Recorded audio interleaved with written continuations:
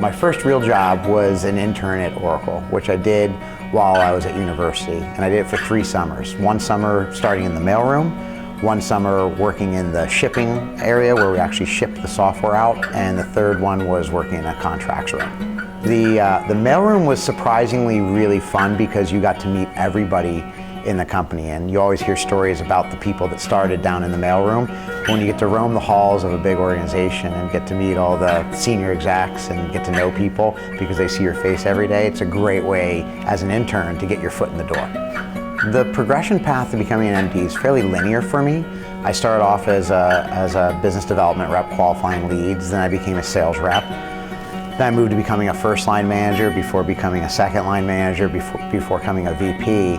And I had the fortune of joining Marketo very early and sending up to the level of running all of the worldwide sales. I left Marketo for a while on a sabbatical and received a call from the CEO who asked if I'd be interested in moving down to Sydney to come run the operation here for a couple of years because he knew that I loved this area of the world. The trends that we see for 2017 are really about connecting with the potential buyer in a personal and an authentic way and doing that at scale. But also having those interactions, or what we call at Marketo engagements, those engagements be very personalized for the person. Our CEO says this really well. He says, no one wakes up in the morning to be marketed to, but if you wake up in the morning, someone engages you, that's interesting. That's interesting to want to be there. And so I think personalization is very big for 2017 for anybody looking at marketing automation.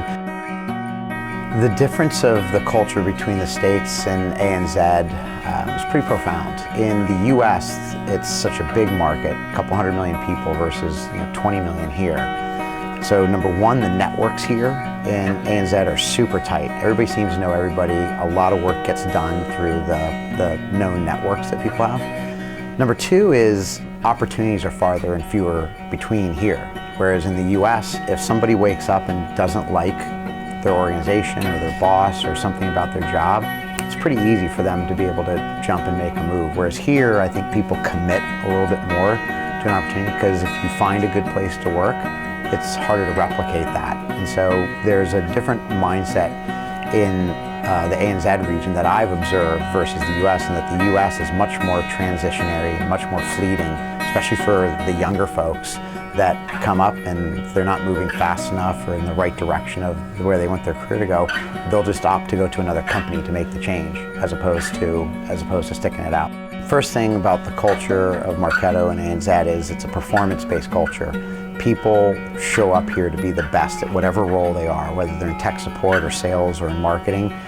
We look for people that aspire. I love that word. People that aspire to be great at what they do. And that, again, goes back to aspiration and inspiration. People say, I want to be there. I want to go up in my career. And with that, they go find a way to enable themselves to do it. So this group's very collaborative from that perspective.